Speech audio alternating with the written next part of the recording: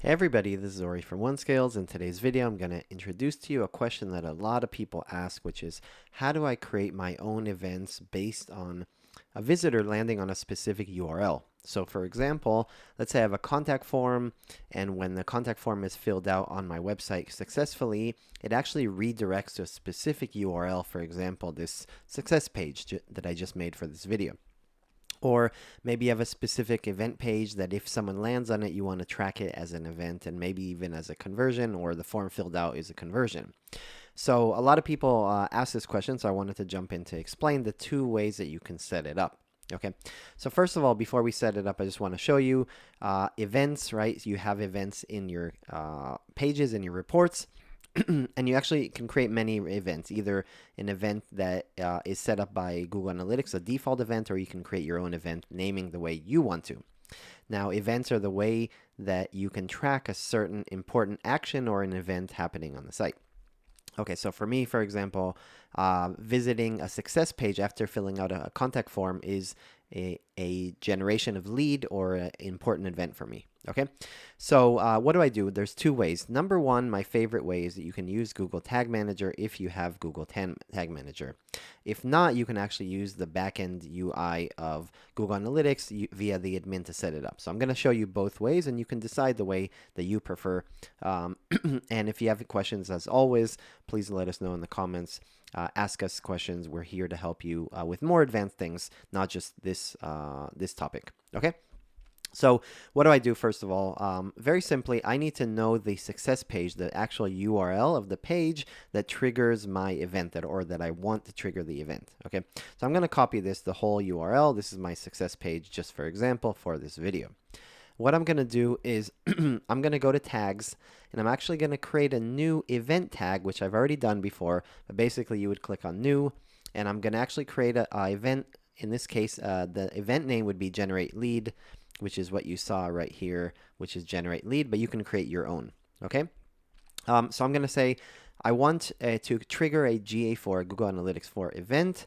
The configuration tag, this is just my ID of my account, which is basically my data stream. If I go here, you'll see my measurement ID very simply. Okay, I'm going to say I want you to trigger generate event lead, and I want you, to create a tag, and I want you to trigger it when you go to the success page. So for example, I would go to I would select trigger type page view, and then I would specify the path exactly of the URL, right? You remember we copied that. I'm going to remove the domain name. I'm only going to have the slash pages fun. I'm going to click on that, and that's it. I'm going to save it, and that's it. We're good to go.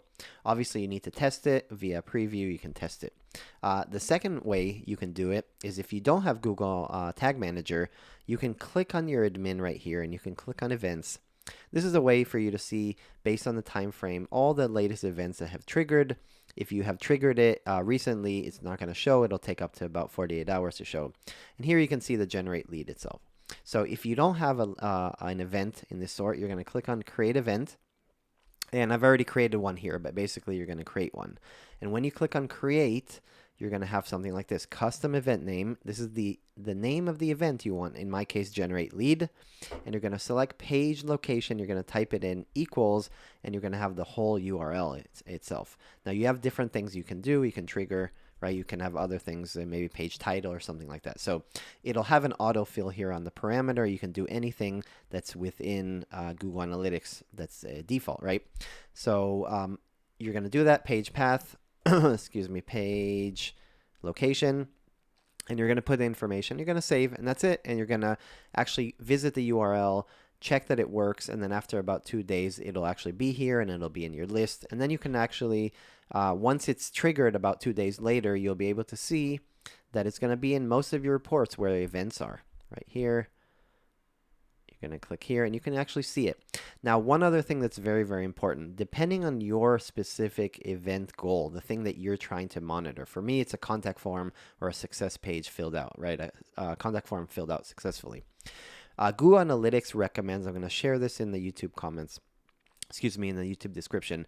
Google recommends for you to use the built-in ones. So if you have a specific goal or a specific event of your business that you want to track that's within one of these categories, you should strongly use these. You should actually use these specific ones. So for example, generate lead is a built-in event in Google Analytics. You might have a sign up, for example, maybe a customer signs up for an app or an account or something like that.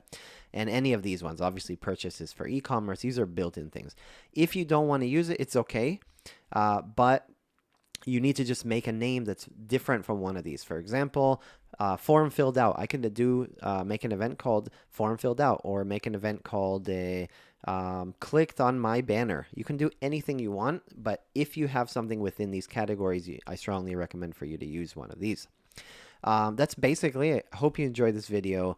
If you have any questions about this video in particular, or more advanced ways to implement events or conversions, or you're not sure how to do it and you have a specific use case, ask in the questions in the comments on our website, on our social media, on the YouTube platform.